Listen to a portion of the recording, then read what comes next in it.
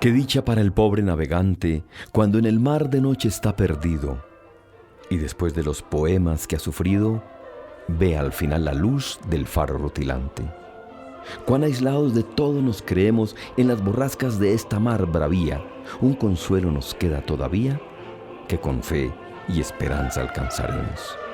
En el mar sin riberas de la vida existe un faro anunciador de calma que refleja sus rayos en el alma y le muestra la tierra prometida. Este faro, hermanas, es María, que en el peligro salvación alcanza, que frustrada no deja la esperanza de quien volar a Dios ardiente ansía. A un lugar de tristeza y amargura al pecador conduce de la mano, y al llegar a este sitio muy lejano, nuestra madre le dice con ternura: sufriendo la más triste de las muertes, ve a mi Jesús que en el madero expira, observa en su exterior cómo suspira, y sin embargo, pecador, ¿no te conviertes?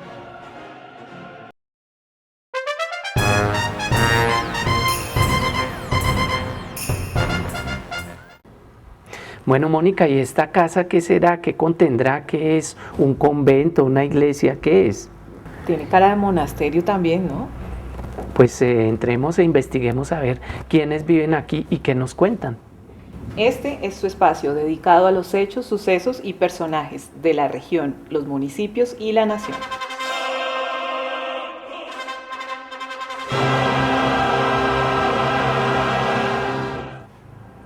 Bueno, hoy días de Occidente, la forma diferente de hacer periodismo regional se desplaza a un lugar espiritual, o más bien a un lugar que no solo nos deja enseñanzas de corazón, Mónica, sino que posee una riqueza admirable en historia y cultura.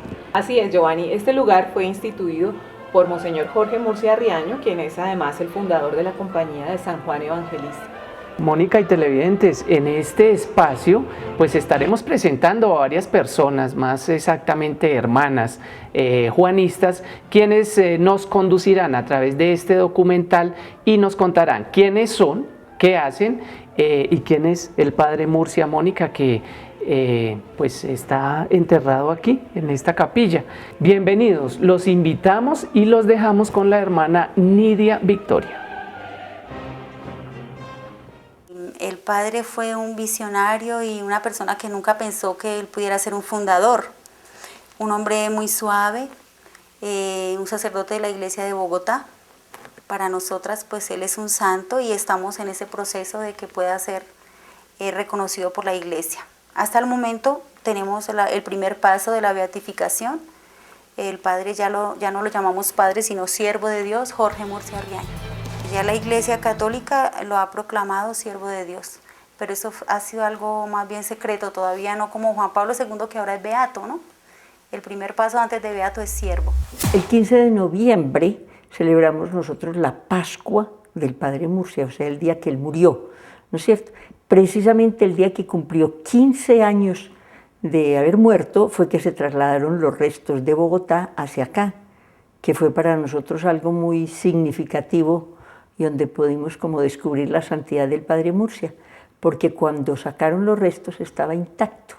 Se inició el proceso de beatificación. Eso es un proceso muy largo.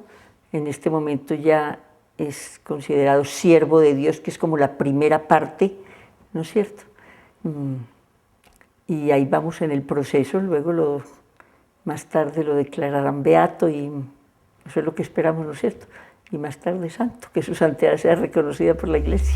Nuestro personaje de hoy estudió en el Colegio San Bartolomé con los padres jesuitas, para luego ser uno de los más sobresalientes estudiantes del Colegio Pío Latinoamericano en Roma.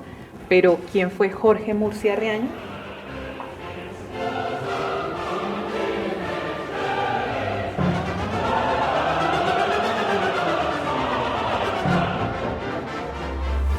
Sacerdote de la iglesia de Bogotá, nacido en 1895, formado en el Colegio San Bartolomé de los Padres Jesuitas. A los 17 años viajó a Roma y allá estudió en el Colegio Pío Latino, también con los Padres Jesuitas. Y luego a los 21 años, el 18 de octubre, fue ordenado como sacerdote. Llegando a la iglesia de Bogotá, pues muy joven, imagínense, iba apenas a tener 22 años, iba a cumplir. El papá de él era tesorero de la República de Colombia, le pidió al señor arzobispo que le diera el puesto más alto a su hijo. Y ese es uno de los datos curiosos que nosotras tenemos. Una anécdota bonita, ¿no? Porque como que el señor arzobispo no le gustó que don Pablo Murcia le pidiera un puesto así como tan importante. Y él le dijo, sí, me estoy refiriendo al más alto de Bogotá, al Cerro de Guadalupe. Porque el papá del padre Murcia quería que el padre Murcia comenzara por restaurar la imagen de Guadalupe y la capilla que se habían derrumbado con el terremoto de 1918. Y tenía como en su corazón que esa iglesia fuera restaurada. Entonces ese fue el primer cargo como que pidió el padre Murcia llegando de Roma. Pero él le tocó, se puede decir, al padre Murcia le tocó vivir la Primera Guerra Mundial en Italia. Y fue testigo de todas esas luchas y él empezó a sentir como una gran atracción por lo social. Y cuando llegó a Colombia fue pionero de las cosas sociales en Colombia, organizaciones de mujeres y organizaciones de jóvenes trabajadores.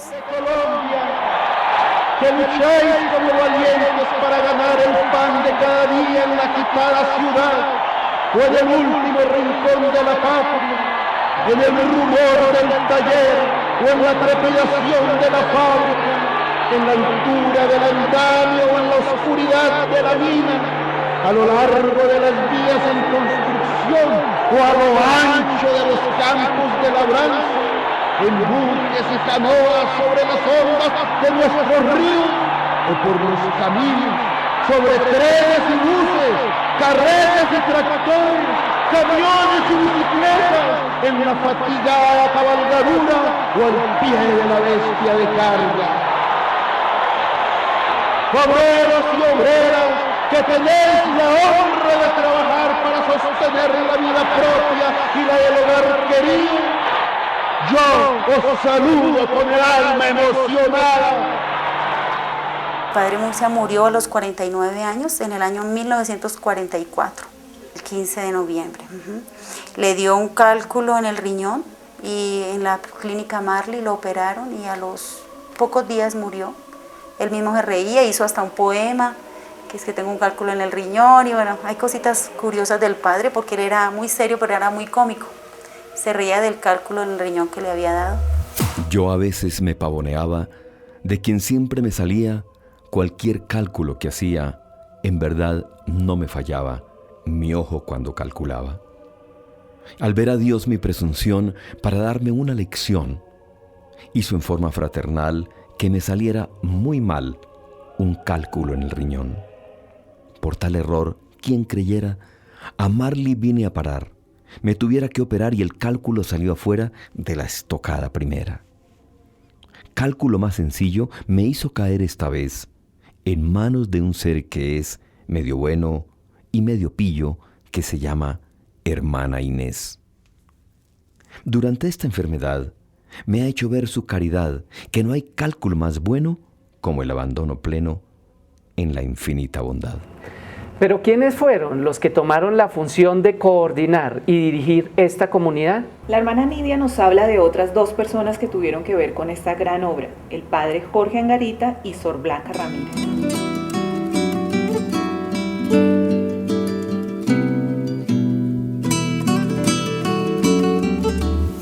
Y murió a los 49 años, dejándonos como muy huérfanas, muy solas, porque la comunidad apenas tenía 8 religiosas.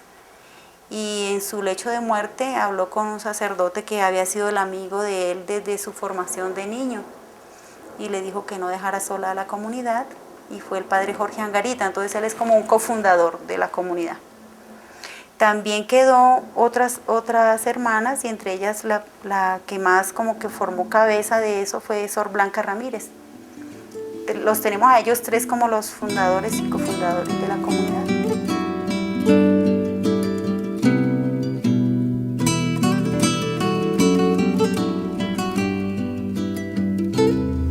Sí, el padre Jorge Angarita es otro sacerdote del clero de Bogotá, también muy formado como al mismo nivel del padre Murcia.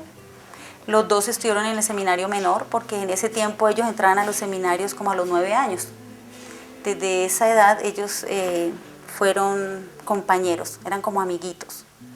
Luego también como que se formó en el Pío Latino, y al regresar de Roma el padre Murcia le dijo al padre Angarita: yo quiero fundar una comunidad. No quería fundar la comunidad, lo que quería el padre Murcia era traerse una comunidad de Bélgica que había visto comprometida en lo social, que se llamaba la Compañía de San Pablo. Entonces le escribió al obispo, al arzobispo de acá, y le dijo que él quería traerse esa comunidad para Colombia, para que ayudara en lo social y que trabajara en el aspecto social. Monseñor le dijo que sí, listo, que los invitara, y ellos dijeron que iban a venir, pero nunca llegaron. Entonces el arzobispo, al ver que nunca le llegaba la comunidad que el padre quería, que se llamaba la Compañía de San Pablo, le dijo: funde usted, padre Murcia, usted puede. Entonces él empezó a pensar: no, yo no puedo, pero pensó que el padre Angarita le podía ayudar. Y le dijo al padre Jorge Angarita si quería venir a fundar la compañía, y el padre Angarita como que todavía no. Entonces fueron otros sacerdotes que le apoyaron en la causa, y en 1932 él, 2 sacerdotes, un laico, hermano de él, y 8 mujeres fundaron la Compañía de San Juan. Entonces ya no le pusieron la Compañía de San Pablo, porque a él le gustaba como lo de Juan, y allí no vino el padre Angarita. Fue después, más adelante, cuando ya vio que el padre Angarita como tenía una tendencia por la vida religiosa, porque el padre Angarita también fue proclamado monseñor, y el padre Angarita se le estaba encomendando en la iglesia de Bogotá el cuidado de las comunidades religiosas. Entonces fue en su lecho de muerte, cuando el padre Murcia estaba muriendo en la clínica Marley, que un día fue el padre Angarita y le dijo: yo he dejado todas las cosas en mi oficina, yo quiero que las mires, te entrego mi compañía. Entonces ahí el padre Angarita como que se sintió comprometido, ¿no? En el 32 no quiso entrar, pues así, pero después sí. Entonces el padre Angarita siguió con la comunidad, que era muy poquita, porque imagínate 8 mujeres ahí, y estaba otro muy importante para nosotras, que es el padre Fernández, Luis María Fernández. Él fue como el hijo espiritual que el padre Murcia formó, pero como la iglesia le dijo: no, ahorita no podemos quedarnos con sacerdotes, lo de los laicos tampoco lo ve claro, lo de los muchachos, quédense solo las mujeres. Entonces al padre Fernández se retiró de la Compañía de San Juan. Entonces las tumbas del padre Jorge Murcia y de Jorge Angarita están aquí en nuestra capilla, aquí en Funza.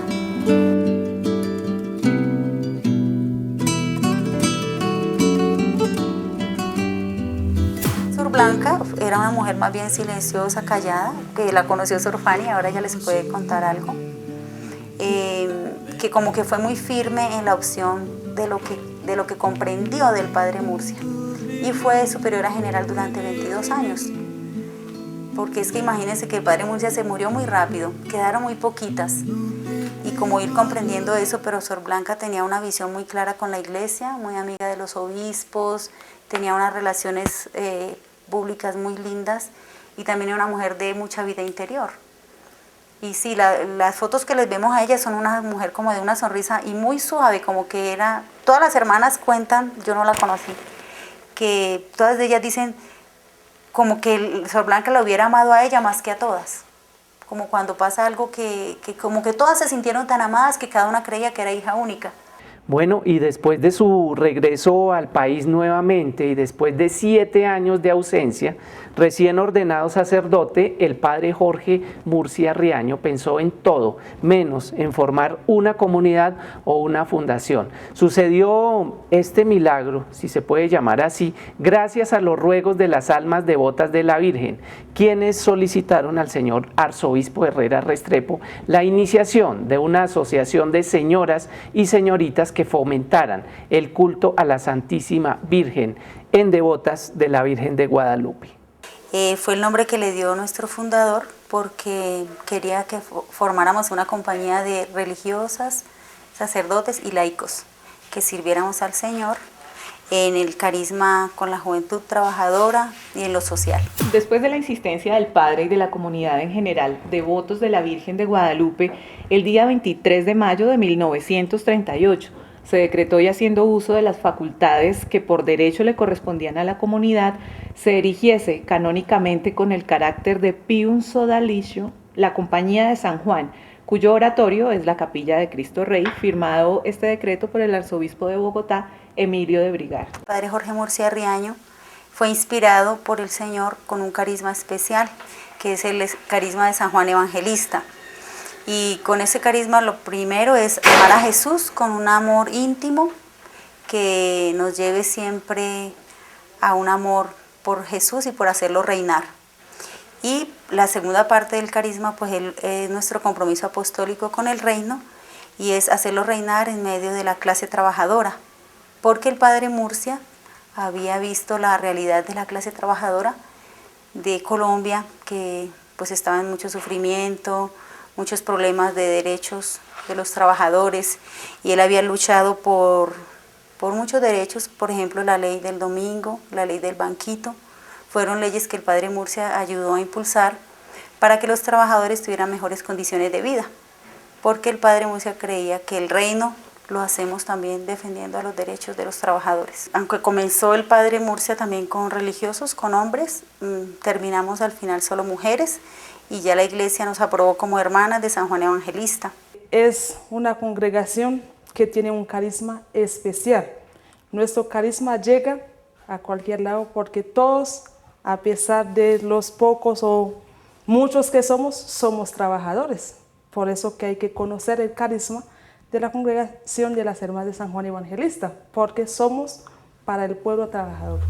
Haciendo presencia en Haití, en República Dominicana, en Ecuador, en Venezuela y en Colombia. También salimos a otros países en otras épocas, pero no permanecimos allá, como Guatemala, Panamá, países que volvimos a regresar. Y los miembros de la comunidad pues solo somos religiosas y somos como casi unas 100 a 120 con las jóvenes en formación. Estoy acá porque formo parte de la comunidad de hermanas de San Juan Evangelista, una comunidad misionera. Entonces están en mi país, República Dominicana, y me enviaron a misión acá a este país. Por fin se había obtenido, y después de 5 años de insistencia, la erección canónica como Pío Sodalicion, además de la confianza de la autoridad eclesiástica, pues se solicitó la erección como congregación diocesana, entregando este anhelo al Sagrado Corazón de Jesús y a la benevolencia de todos los superiores. Hermanas, estamos siempre en comunidades pequeñas, nosotros lo llamamos comunidades formadoras. Somos entre 3 o 4 hermanas. Aquí en Fusa, por ejemplo, somos 6 hermanas, porque aquí hay también más hermanas mayores. En este momento son 5 hermanas y yo que soy una hermana que las estoy apoyando, porque mi función ahora es apoyar también a las comunidades, porque yo formo parte del consejo de la comunidad. El consejo son las hermanas que dirigen la comunidad. Y en cada lugar somos de a 3, de a 4. Por ejemplo, en Haití son 4 hermanas solamente, una casa, pero por casa somos de a 4, de a 3. Y cuando son muchas hermanas mayores, sí tenemos ahora más hermanas mayores. Estoy aquí hoy porque estamos celebrando la Pascua del fundador de la comunidad, Monseñor Jorge Murcia Riaño. Y en este momento pertenezco al equipo de servicio de la comunidad, soy la secretaria general de la comunidad. El apostolado de las hermanas juanistas es puramente social, haciendo presencia importante en barrios vulnerables, barrios obreros o en los barrios más pobres, en donde se ubican como enfermeras, profesoras y sobre todo como protectoras de los derechos de la mujer.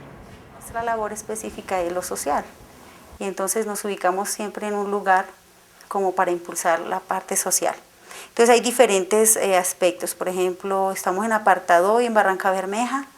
Esos 2 lugares se apoya la defensa de los derechos de los trabajadores y tratamos de impulsar la pastoral de los trabajadores, que es una pastoral muy nueva, muy como que no se escucha mucho, pero que ese es nuestro centro. Hay otros lugares como en República Dominicana donde las hermanas atendemos Cáritas y pastoral social. Su trabajo me gusta, es el acercarse al pobre, al trabajador, a la mujer. En la parroquia donde estaban habían otras hermanas, pero el carisma de ellas no me llenaba tanto como el de las hermanas juanistas. Es el ser sensible a la realidad social difícil con las personas lo que me motiva. El sentir el dolor también del otro es parte de nuestro carisma y es el hacer minimizar el dolor de la persona con una palabra de aliento o con un acercarnos a su realidad, lo que me impactó en la comunidad. Pero, ¿qué deben tener hoy en día las jóvenes que quieran ingresar a ser parte de esta comunidad y sobre todo de realizar y entregar su trabajo a los más necesitados?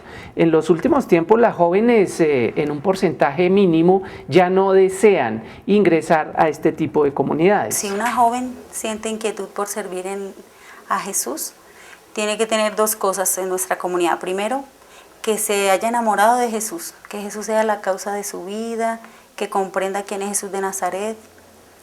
Y la segunda parte es que quiera hacer reinar a Dios en la parte social. O sea, que le inquiete, que le duelan los pobres, que este mundo injusto no sea de su agrado, que quiera hacer otras cosas nuevas en su vida, ¿no? Ese es como, creo que la vocación juanista parte en esos dos aspectos. Amar a Jesús como uno renuncia a amar a un esposo, a unos hijos, pero se tiene que encariñar con un amor apasionado por Jesús, por Dios, en su interior. Pero eso traducido a algo concreto, y es a luchar para que este mundo lo dejemos, como decía el padre Arrupe, que es un padre que fue superior de los jesuitas, y como decía nuestro padre Murcia, que dejemos este mundo diferente de como lo encontramos. Y pues yo creo que a todos en el corazón, poquito o mucho, nos disgusta cuando vemos injusticias, cuando vemos que hay tanta desigualdad, que el mundo es más pobre hoy que ayer, y que los pobres son más y los ricos son más pocos. Como todas esas cosas de la injusticia social, como que le duela a uno, pero no solamente para hacer una revolución como armada, ¿no? Que hagamos una revolución como desde el espíritu, desde el amor, desde la organización. Y en nosotros, pues los dos enfoques, yo creo, de la mujer y la juventud. Dejar el hogar, renunciar al compañero o novio y sobre todo entregarse a los pobres y hacerse novia de Jesús son algunos de los pasos para ser miembro de esta comunidad que trabaja socialmente por los más desamparados. Que quiera ser religiosa, pues tiene que hacer ciertas renuncias, saber que no va a tener un esposo, pero que su esposo del alma va a ser Dios, y que va a dejar su hogar por entrar a la comunidad. Y pues las renuncias son muy claras, pero tiene que ser una opción, ¿no? Que haya entrado Jesús en su vida y que quiera formar parte de una comunidad, que se entregue a los más pobres, especialmente que la lucha sea por la mujer. Y su etapa es que entren con nosotras a grupos juveniles y van conociendo parte de su vida, quiénes son, para qué existen, si es verdad que Dios las llama. Y esa parte se llama acompañamiento espiritual o pastoral vocacional. Luego, cuando ya ellas creen que sí, que Dios las llama ahí, entonces hay una etapa que se llama postulantado, que es como un noviazgo, ¿no? Como una niña se enamora de un muchacho y lo empieza a conocer, así eso se llama postulantado. Al terminar de ahí empieza el noviciado, que ya es como más compromiso, y es la parte de hacerse novia de Jesús. Y el noviciado comprende unos 2 o 3 años, según la persona. Y luego se hacen los votos religiosos. Y los votos se hacen unos votos temporales que duran entre 5 a 8 años, hasta que haga los votos perpetuos para permanecer toda su vida en la comunidad. Yo entré a la congregación en 1976, ya existía esta casa. Aquí hice mi noviciado. Y muchas hermanas, casi toda la congregación ha recibido aquí su formación. Por lo tanto, esto tiene un valor histórico y moral, no solo para nosotras como congregación, hermanas de San Juan Evangelista, sino para el municipio de Funza, para el departamento y para toda Colombia, porque esta es una casa también de convivencia, una casa de acogida. Aquí viene la gente a orar, vienen a encuentros, a convivencias. Por aquí ha pasado muchísima gente, especialmente jóvenes, a su formación, a capacitación, a orar. Ha sido un medio esta casa de promoción humana y cristiana. Isla de Chirlé, moi c'est membre communauté Mère Saint-Jean Evangelisio. Yo hice mi postulantado en Haití, República Dominicana, y el noviciado en ese tiempo era internacional. Entonces por eso me trasladaron para Colombia a hacer noviciado. Pero, ¿qué características encontró Monseñor Jorge Murcia Riaño en San Juan Evangelista para nombrar así a esta comunidad? San Juan Evangelista, fue el amigo más amado de Jesús, suficiente motivo para bautizar a la compañía con San Juan Evangelista. ¿Por qué? Él escribió un librito pequeño que se llama El Decálogo Juanista, porque él encontraba 10 características en San Juan. San Juan no es Juan Bautista, que a veces la gente lo confunde, es Juan Evangelista, el amigo que era más cercano a Jesús. La fiesta de él en la Iglesia Católica la celebramos los 27 de diciembre. La primera característica de Juan es que fue el amigo más amado de Jesús. La gente dice que él fue, no se sabe todavía porque siguen en estudios, que fue él quien escribió el Evangelio de Juan, las 3 primeras cartas y el Apocalipsis. Entonces ese es San Juan Evangelista. Y digo que estos siguen en estudios, ¿no? Porque las personas dicen que parece que quienes lo escribieron fue un grupo, una comunidad, y que fue una comunidad joánica. Pero hay que estudiar muchas cosas de eso para profundizarlo. También le gustaba a San Juan porque era joven y pescador. Y el padre Murcia tenía una claridad.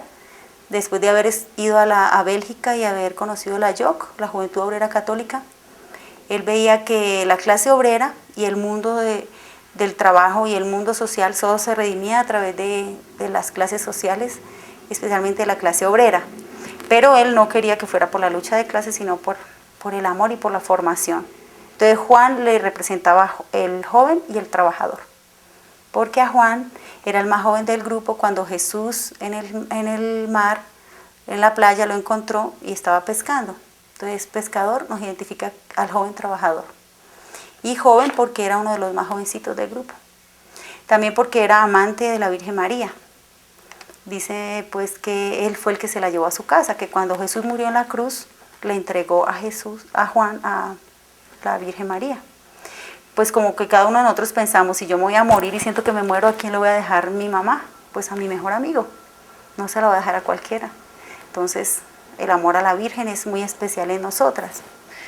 También está una característica muy linda de Juan, y es que fue el águila. A Juan se representa con un águila. Los evangelistas, cada uno representado por un animal, y Lucas que es representado por el hombre, y Juan es representado por un águila. De ahí también que ese es nuestro símbolo, es el águila.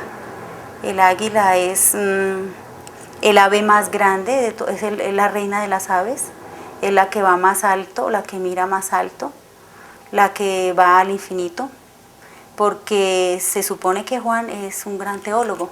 El Evangelio de Juan fue escrito para las personas que ya conocían a Jesús, pero que querían profundizar en Jesús.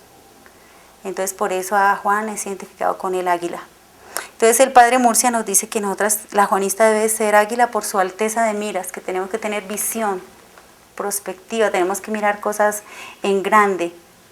Y también quería que fuéramos como mansas, como corderos, porque parece que Juan no peleaba con Jesús como Pedro, ¿no? Pedro peleaba con Jesús y le decía cosas. Juan siempre era suave, tranquilo, como muy tierno.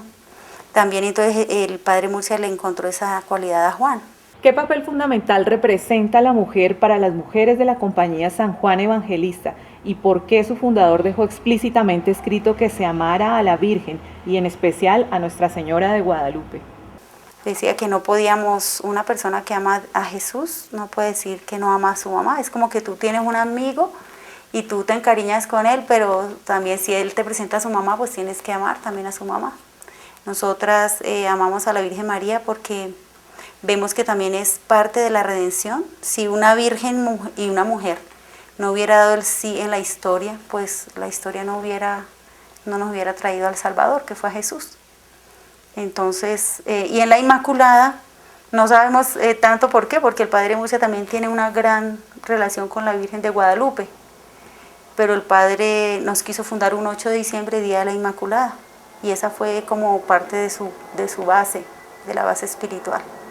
Tal vez porque la Virgen Inmaculada también se asemeja mucho como a ese cuidado materno que tenemos que tener las religiosas, y como a esa pureza de la que la mujer también tenemos que entregarle al mundo. En este estudio que hemos realizado por esta empresa Redes Creativas, Días de Occidente da a conocer qué es la compañía, quién la fundó y qué integrantes posee. Veamos. Recién muerto el padre, entonces hubo capítulo general y se nombró como la primera superiora general. En ese tiempo se le decía hermana directora, pero en ese capítulo general se le dio el nombre de madre. El título de madre fue en el primer capítulo general. Entonces ella empezó o siguió orientando a la comunidad para conservar el carisma del padre Murcia, y por eso fue muy fiel a la misión del padre Murcia. Ya el padre Murcia había entregado sus obras, que era la Liga de Damas Católicas, la Federación Nacional de Empleadas, el Yosismo Colombiano, obras estas que surgieron y brillaron, pero que murieron por la incomprensión de los hombres. Y entonces ella quiso continuar fomentando y teniendo vivo el carisma del Padre. Fue cuando entonces fundamos las residencias universitarias de enfermeras, de obreras, de estudiantes, y se mantuvo el carisma, y ya después se fue abriendo el compás y fuimos fundando en Colombia la primera obra que se fundó en Manizales, siempre con el objetivo de conservar, de ser fieles al carisma. Sol Blanca animaba extraordinariamente la comunidad en su espíritu, en su carisma, en su misión. Y como les digo, y como les dijo Sor Nidia, era una persona muy aceptada por la jerarquía. Trabajó con el nuncio apostólico de ese tiempo en recopilar el directorio de Colombia. Continúan las hermanas juanistas contándonos un poco más de la historia, pero esta vez de la pequeña casa que se construyó en el municipio de Funza, Cundinamarca, con el fin de ofrecer un espacio de recreación, descanso y convivencia a los seminaristas que llegaban del colegio Pío XII, fundado también por Monseñor Murcia, para que después del año 57 se construyera la capilla que se encuentra a la entrada de la compañía. Yo ingresé a la comunidad en 1946. Entonces, uno de los sitios de paseo, de convivencia, de recreación era Funza.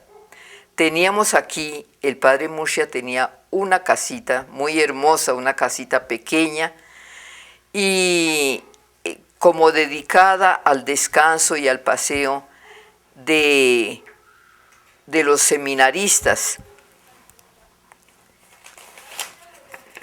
El padre Murcia había fundado el colegio Pío XII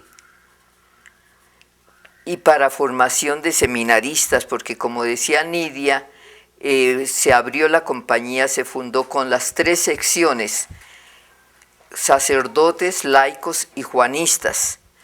Entonces, una de las obras para formar a los sacerdotes era la apostólica, y siempre alcanzaron a estar como 12 seminaristas.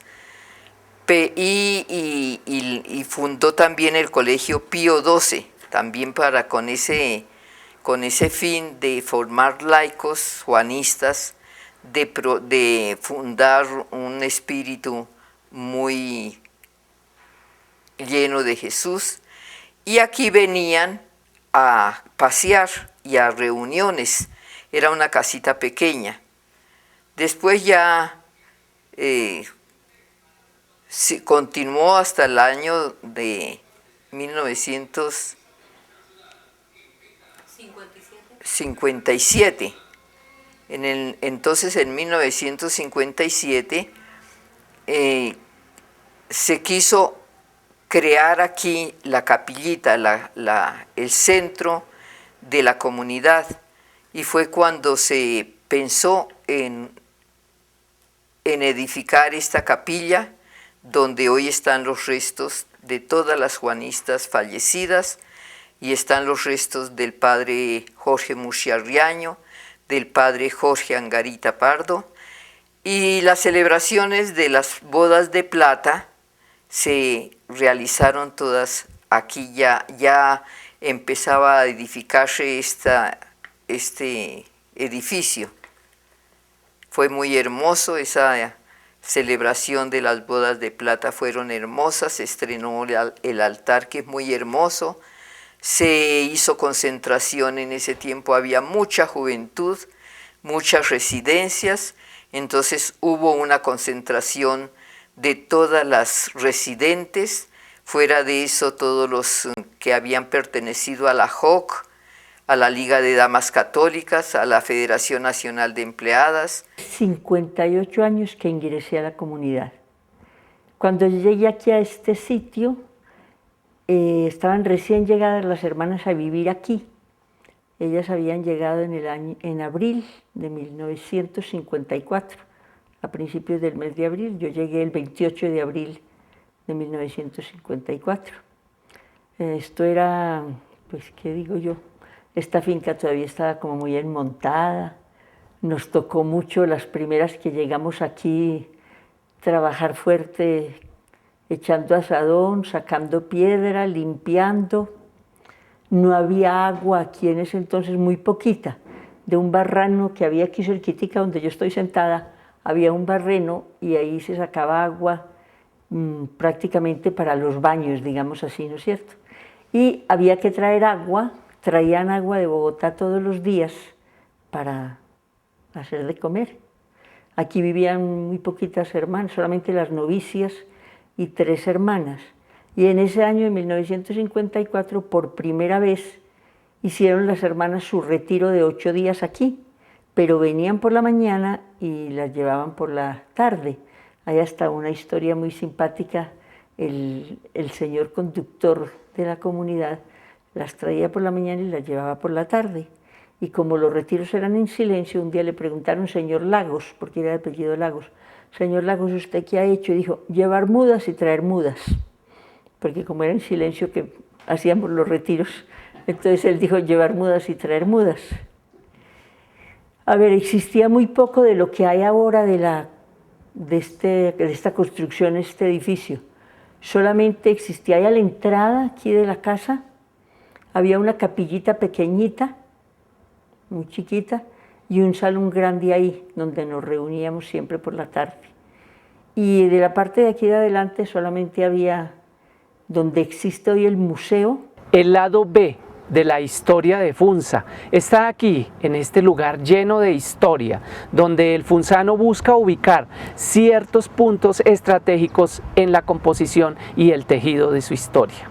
La pequeña casa, la construcción de su capilla, cómo poco a poco se tapó ese gran lago que se utilizaba para consumir el agua y hasta para montar en canoa. Era un sitio recreativo, hermoso, había un lago, teníamos 7 barquitas y era un centro de recreación muy sabroso. Veníamos con las niñas de las obras. Teníamos también una escuela de Santa Teresita en Bogotá, en la carrera octava 4015, y traíamos a las niñas a este sitio y venían todas las obras a pasar un domingo, un día de descanso, un día de solazo, un día de vacación. Era muy hermoso. De todas maneras había cultivos, teníamos el huerto en que se cultivaban las manzanas, las peras, las ciruelas, se sembraba maíz y se hacían piquetes con asado de mazorca, esas cosas de campo, ¿no? Funza, sobre todo esta parte de aquí cerquita, eso era solo, que digo yo, ranchitos. Eran de techos de paja, había muy pocos ranchos, pero casas así grandes, pues, y apenas en el centro, en la plaza, pero esto era muy pueblito, digamos así, ¿no es cierto? Claro que la parroquia existía, la iglesia de la parroquia existía, pero esto era un pueblo muy chiquitico, muy chiquito, solamente con Y esto aquí en la vecindad era solo potreros y había muy poquitas casas. Las aguapuchas y el capitán eran dos de las especies de peces que habitaban las aguas, también los patos y otras aves migratorias que de paso pescaban estas especies como su manjar favorito, aves que venían de Estados Unidos y Canadá huyendo de los meses más fríos de sus regiones de origen. Halcones peregrinos y águilas cuaresmeras también adornaban los aires y el paisaje de ese entonces. Las pequeñas barcas o canoas transportaban a los visitantes que se divertían sobre el agua pura que poseía este gran lago. Cada barca cabían como 7 personas y entonces aprendíamos a remar y se remaba y se daba la vuelta por toda la laguna. Y teníamos barquitas. Y a la hora del recreo nos montábamos en esas barquitas y nos íbamos para allá. Y varias veces nos caímos allá al lago, nos hundíamos allá. Era muy divertido. De resto, así como cosas no, porque en ese entonces a nosotros no nos dejaban salir ni a la puerta. Estábamos aquí encerradas año y medio. Únicamente salía uno a la calle si de pronto lo tenían que llevar al médico o a odontología o alguna cosa así. Pero de resto, en ese entonces éramos encerradas totalmente aquí. Pues encerradas, digo yo, no podíamos salir a la calle, pero pues teníamos mucho espacio, ¿no es cierto? Por ejemplo, yo recuerdo, este árbol que tengo aquí al frente, por ejemplo, ese árbol lo sembramos nosotras. Ese árbol tiene 58 años. Sí.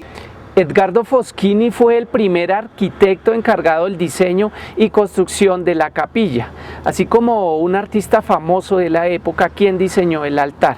Según las hermanas, la construcción del altar fue secundado después de la construcción de la parroquia central del municipio, tomándose esta como una réplica del original.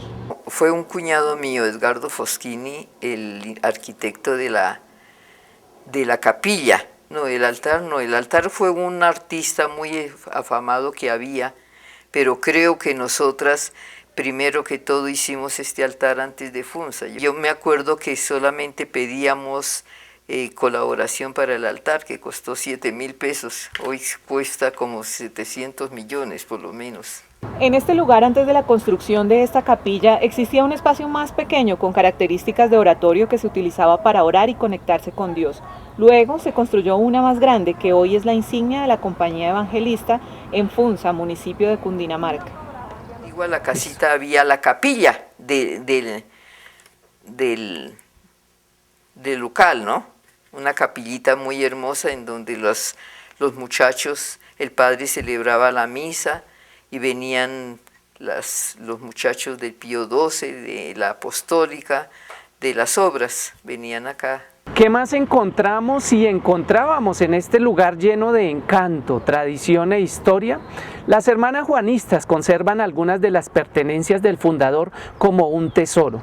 Este está dispuesto a ser visitado por los interesados en el rescate de la historia del municipio y del fundador que le dio un entorno habitacional a este lugar. Este museo contiene la habitación del padre, algunas de sus pertenencias, su biblioteca y parte de los atuendos correspondientes a su ser espiritual. Esa capilla desapareció y se creó el centro de promoción para las mujeres, para hacer promoción. Se les daba clases de costura, de también las primeras letras, había escuela y había secretariado, tejidos, bordados. Secretariado era una farmacia, un secretariado donde se atendía, había médico, se atendía con el médico, con el odontólogo. Instalaciones se alquilan y se les prestan los servicios de alojamiento, de comidas.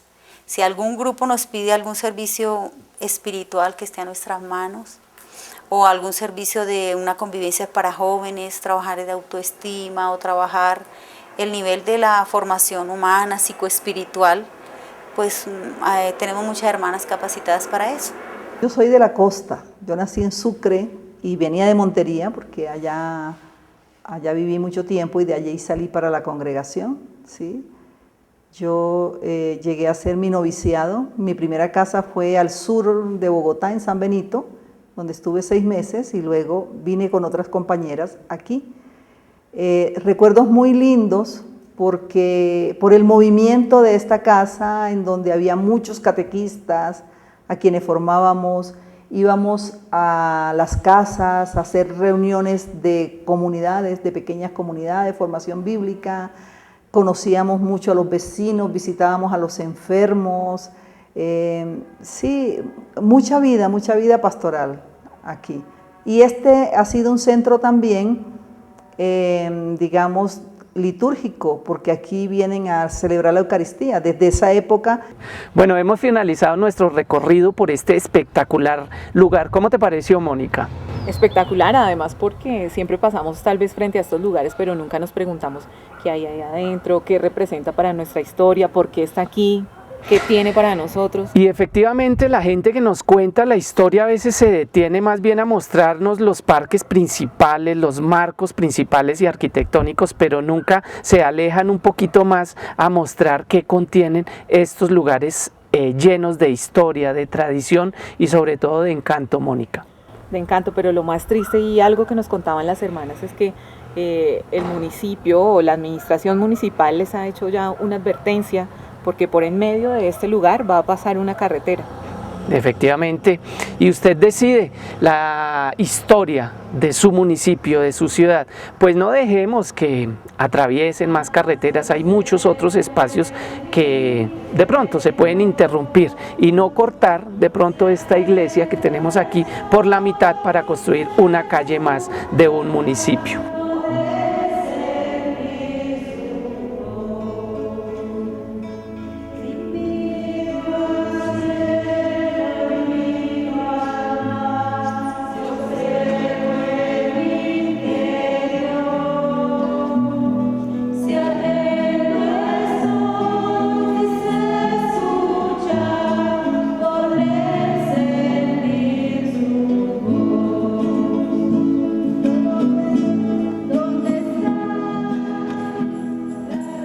Que yo no estaba aquí en Colombia, he escuchado que las hermanas tenían una dificultad o que iba a tomar el municipio 2 espacios de esta casa, uno hacia la carrera 13 y otro en la avenida que trae de Colsubsidio para acá.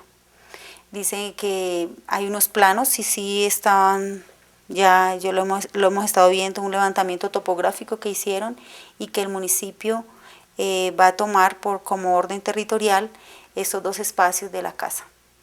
Para nosotras pues sería como acabar con todo un patrimonio histórico y cultural de nosotras y con lo único que tenemos como que nos reúne, ¿no? Somos una comunidad colombiana que no tenemos tampoco muchas pertenencias. Aquí está no solamente nuestro legado espiritual, sino también nuestro legado, nuestro capital, se puede decir. O sea que perder esta casa y abrirla en la mitad, pasar por la mitad de una carretera, es como para nosotras destruirnos una gran parte de lo que somos nosotras y de lo que hemos servido para la ciudad y para nosotras mismas. Porque si esta casa sirve para recogimiento, si pasa una carretera por ahí ya no hay tal recogimiento. Y que también ese servicio no solo es para nosotras las hermanas, es para el mundo. Nosotras creemos que a veces por cemento, creemos que el desarrollo es cemento. Y el ser humano, tenemos también otro desarrollo que es el espiritual, el psicológico, el mismo ecológico, ¿no?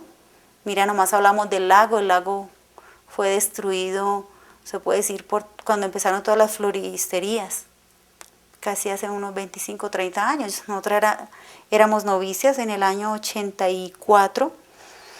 Aquí no teníamos una gota de agua en Funza y la gente luchábamos porque el agua la teníamos que sacar de abajo de las alcantarillas.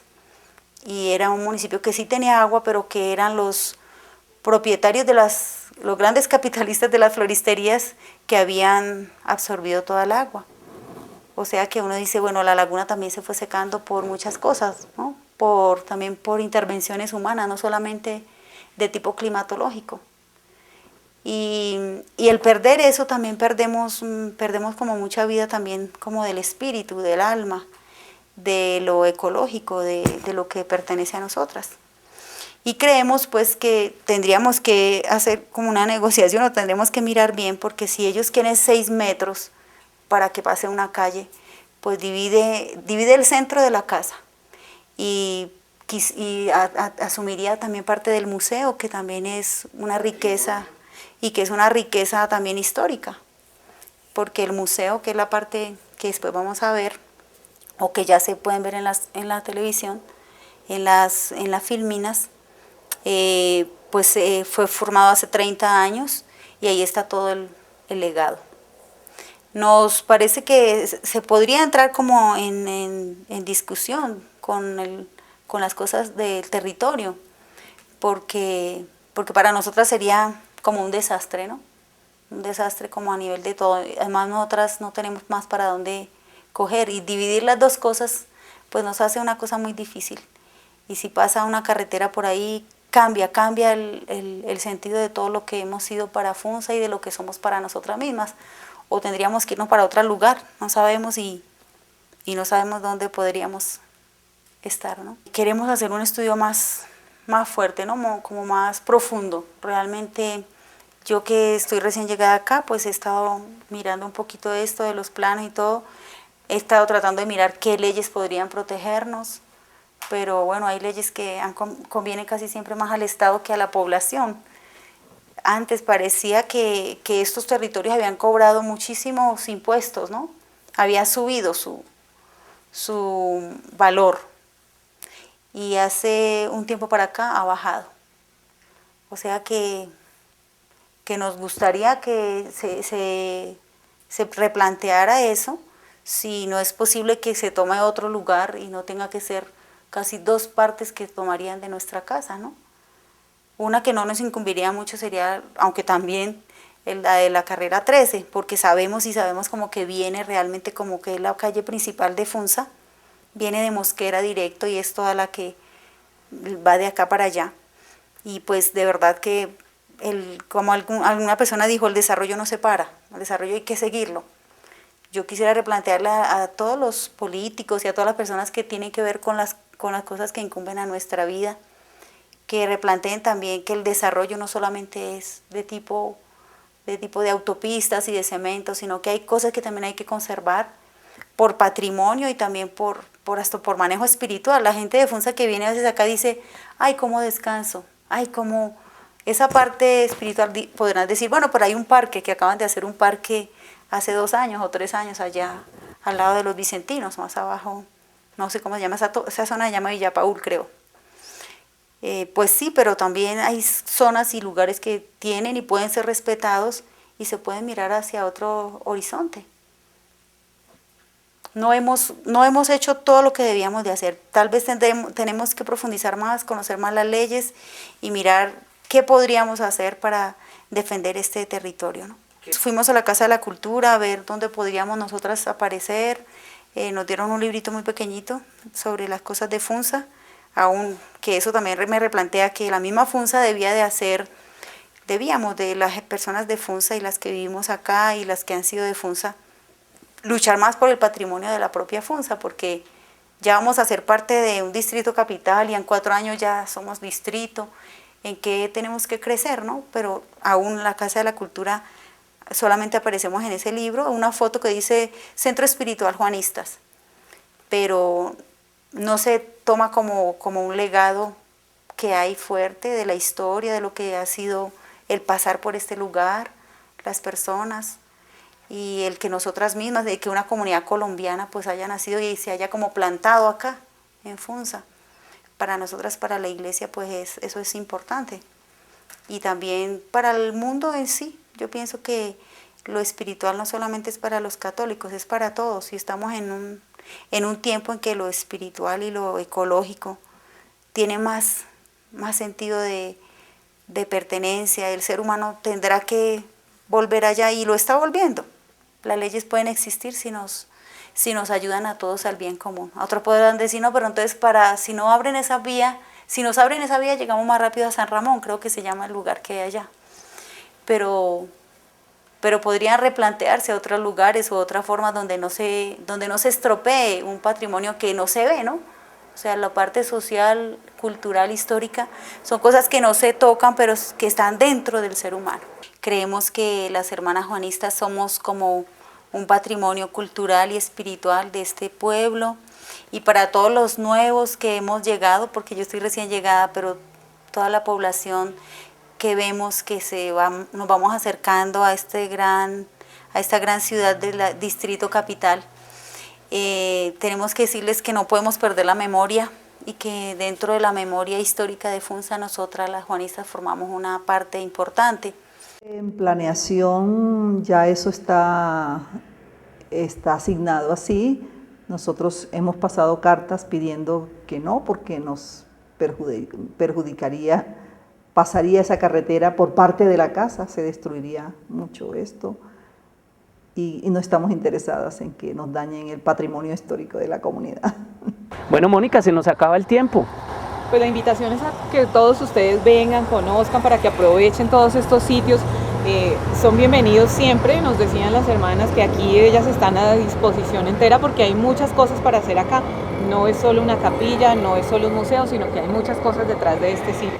Y si usted quiere comunicarse con nosotros, aquí está nuestra información para que lleguemos allá a ese sitio que seguramente usted podrá rescatar. Los dejamos con estos mensajes y nos vemos en un nuevo documental de Días de Occidente. Toda la población que vemos que nos vamos acercando a esta gran ciudad del distrito capital, tenemos que decirles que no podemos perder la memoria, y que dentro de la memoria histórica de Funza, nosotras las juanistas formamos una parte importante. Alegra que venga mucha gente aquí, bienvenidas todas las personas que deseen conocer la casa, quienes no la conocen. Es un lugar campestre, muy cerca de la ciudad, y pues la gente que llega aquí dice que se disfruta de mucha paz. Valoren su municipio y valoren estos sitios históricos que han prestado un servicio tan valioso a la comunidad, y que pues la alcaldía, yo sé que la alcaldía actual y la pasada han utilizado mucho esta casa. Aquí vienen grupos y disfrutan, porque es campo y es al mismo tiempo urbano. Entonces pienso que una casa que ha prestado un servicio tan valioso a la comunidad durante tantos años, es bueno conservarlo y prestarle más atención, como que el municipio también debe interesarse. Yo quisiera invitar a toda la gente que en este momento de pronto está viendo esta entrevista, para que vengan aquí a Funza, donde estamos las hermanas de San Juan Evangelista, que nos visiten, a que conozcan. Tenemos una casa aquí de convivencias, de encuentros, y también, y de manera muy especial, para que visiten la tumba del padre Jorge Murcia Riaño, el fundador de la comunidad.